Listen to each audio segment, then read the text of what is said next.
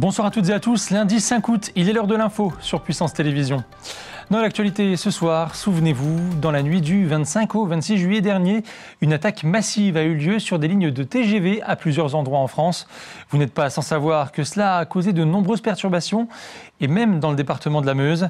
Par conséquent, le préfet du département, Xavier Delarue, a décidé de renforcer la sécurité autour des lignes de train, et plus particulièrement à la gare de Meuse TGV. Un reportage de Brigitte Maestrassi avec Manon de Fontis. Ce matin, gendarmes et agents ferroviaires travaillent main dans la main. Après les sabotages qui ont eu lieu ces derniers jours à l'échelle nationale, des contrôles sont organisés pour assurer la sécurité du réseau et des voyageurs. Aujourd'hui, ils patrouillent dans la gare de Meuse TGV. Alors on a eu trois sabotages. Un premier qui a été dans la nuit du 21 au 22 juillet où il y a eu un sabotage de câbles de sécurité dans la ligne LGV qui n'a pas entraîné d'interruption de service mais des gros ralentissements. Un deuxième donc dans la nuit du 25 au 26 juillet qui a touché plusieurs territoires en France, plusieurs lignes LGV dont la nôtre. Et puis un dernier sabotage qui n'est pas un sabotage sur une ligne SNCF mais un sabotage sur les réseaux SFR et Free dans la nuit du 28 au 29 juillet. Pour lutter contre ces actes malveillants, le préfet de la Meuse a demandé aux opérateurs de réseau et aux forces de sécurité intérieure de renforcer leur présence autour des infrastructures. Par conséquent, de nombreux moyens ont été déployés pour aider les gendarmes et les agents ferroviaires. Après les actes de sabotage, on a travaillé avec les forces de sécurité intérieure de telle manière à pouvoir nous coordonner, donc les moyens de la SNCF, les moyens de la gendarmerie et de la police. Mais c'est vrai que sur certaines zones ici sur la Meuse, c'est aussi beaucoup avec la gendarmerie. Et côté SNCF, ce sont les équipes d'SNCF Réseau qui assurent la maintenance de l'infrastructure et les équipes de la sûreté ferroviaire. Nous avons complété également ces moyens par des recours à des drones également qui nous permettent de surveiller aussi le réseau et puis divers dispositifs de vidéosurveillance. Dans l'ensemble de la Meuse, effectivement, en partenariat avec les opérateurs de transport, d'électricité, de communication, il y a un renforcement de la surveillance de tous les points sensibles, de jour comme de nuit, avec les gendarmes de la Meuse et des renforts aussi des réservistes et extérieurs au groupement. Pendant les jours à venir, les forces de l'ordre appellent à la vigilance collective en appelant le 17 pour toute suspicion d'actes de malveillance. En bref, le 29 juin dernier, un épisode orageux violent a dévasté plusieurs communes de Haute-Marne, dont la commune de Poisson que vous voyez sur ces images. Des habitants et vacanciers avaient par ailleurs été mis en sécurité au gymnase de Joinville. La préfète du département, Régine Pam, s'était par ailleurs rendue sur place et avait indiqué lancer une procédure accélérée de reconnaissance de l'état de catastrophe naturelle. Eh bien, cette demande a été acceptée et par arrêté interministériel du 22 juillet 2024, publié le 3 août au journal officiel, 40 communes de Haute-Marne ont été officiellement reconnues en état de catastrophe naturelle. Cette reconnaissance concerne les événements survenus entre le 28 juin 2024 et le 2 juillet 2024.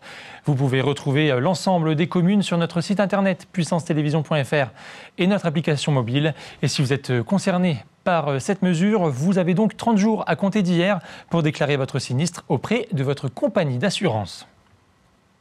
Lui a été conçu pour éviter la crue de la Seine à Paris. Je parle ici du lac d'Uder, Nuisement-au-Bois, Champ-de-Coq et Champaubert-au-Bois. Trois noms qui ne vous disent peut-être rien. Pourtant, ces trois villages ont été rayés de la carte pour construire ce lac artificiel.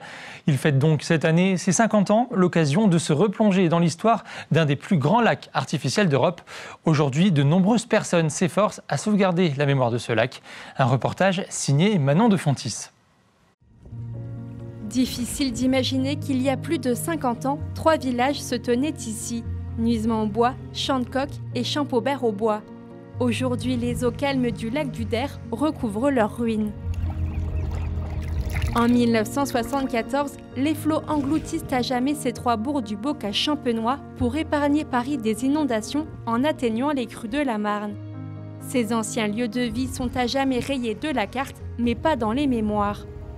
Sur les rives du lac, quelques vestiges témoignent encore de ce passé. Habituée à figurer sur les cartes postales, l'église de Champaubert fait face aujourd'hui à la mer en Champagne. Tous les ans, au mois de juin, l'association des villages disparus organise ici, dans cette église, une messe du souvenir. Mais cette année, cet événement a une résonance particulière. Il commémore le 50e anniversaire de la mise en eau du lac du Der. Il faut garder déjà le souvenir, déjà pour commencer. Et puis en plus, garder le lien entre les personnes. Parce que bon, les générations passent, les anciens disparaissent, et les jeunes, ça ne les intéresse pas tellement. Alors c'est pour ça qu'il faut garder quand même le lien entre les personnes des villages disparus. Plus de 300 habitants vivaient dans ces villages incendiés, puis rasés. Des centaines de personnes ont dû quitter à jamais leur campagne. Une stèle leur rend maintenant hommage. En l'honneur des personnes décédées depuis la mise en eau des 3 villages, du lac du Der, Chantecoq en Champagne, je vous demande d'observer une minute de silence. Faire perdurer l'histoire et les traditions des villages engloutis, c'est le but du village musée du Der situé à Sainte-Marie-du-Lac-Nuisement. 3 villages qui étaient complètement rasés de la carte. Hein. Et alors, dans ces villages-là qui étaient malgré tout pauvres à l'origine, il y avait quand même des traditions. Et donc l'idée, c'était de conserver un petit peu le souvenir de tous ces habitants-là. Au milieu de ce musée, trône fièrement l'église à pans de bois de Nuisement-au-Bois. Démonté poutre par poutre, cet édifice est reconstruit et devient la pièce maîtresse du village musée du Der.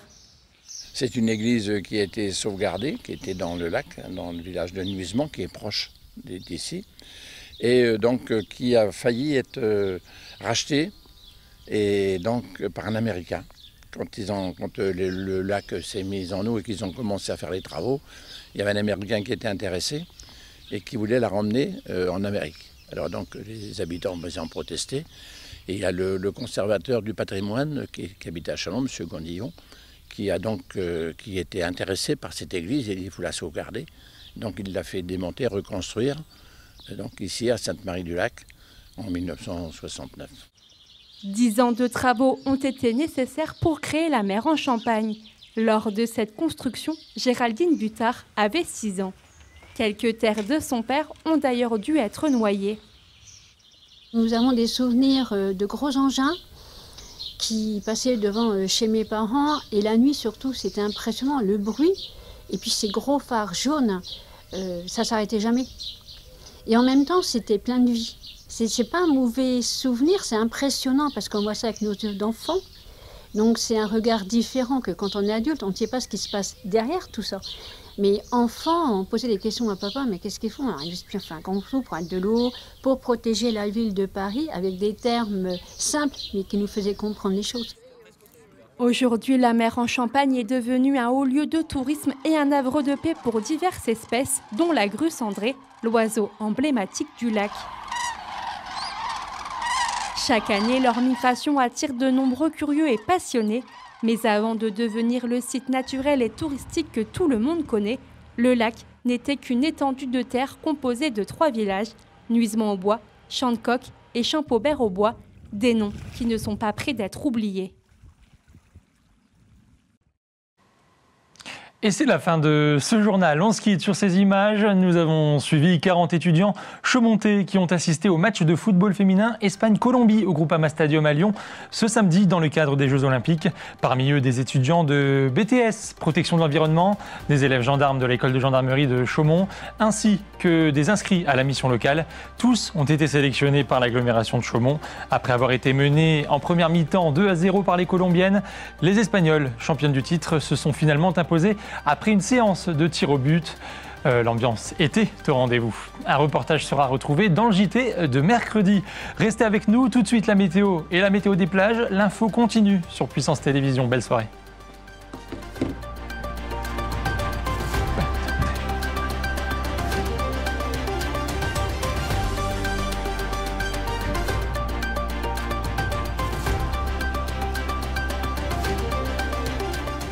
Toute l'actualité en continu à retrouver sur notre site internet et notre application mobile.